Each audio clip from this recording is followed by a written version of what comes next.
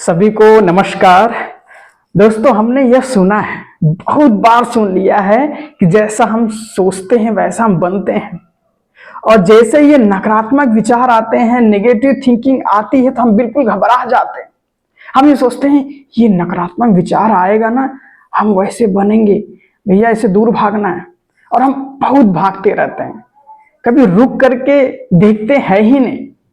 तो आज हम इसी पर बात करेंगे, नेगेटिव थिंकिंग का बार बार चलना, कैसे हम इसको बंद करें।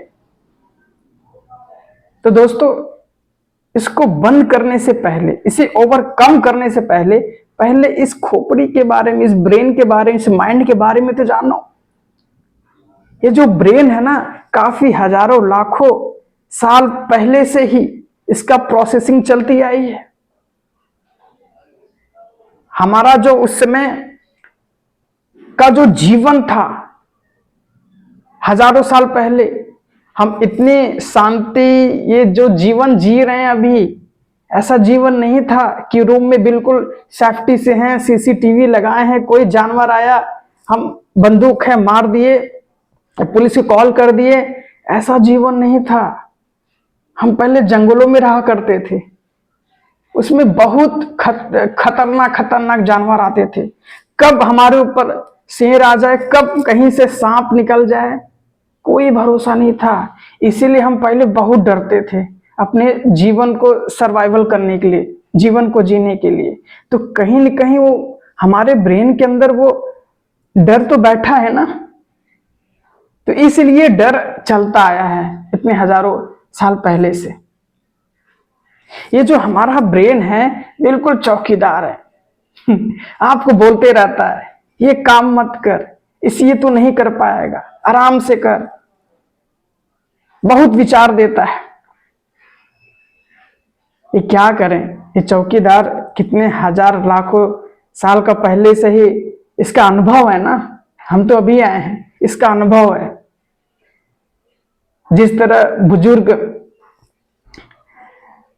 रहते हैं, दादा नाना, जब पोता जब मस्ती करता है, जब साइकिल उठा करके जाता है, तो दादा क्या करते हैं, अरे मत चला साइकिल, गिर जाबे, चोट लग जाई, बोलते हैं ना।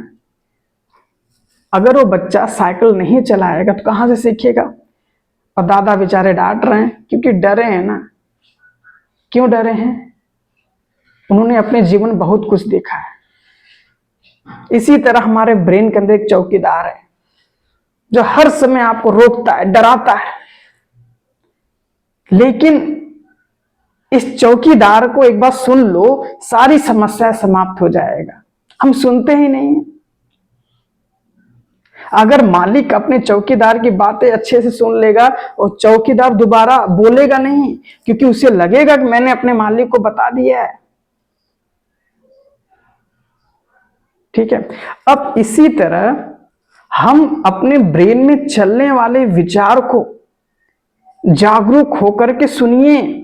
अवेयरनेस, दूरियां बननी चाहिए। ऐसा नहीं कि ब्रेन के अंदर जो विचार चल रहा है तो आप सुनने के चक्कर में बिल्कुल चिपक गए, तब तो और भी भावनाएं उमड़ पड़ेगी, और भी डर लगेगा आपको।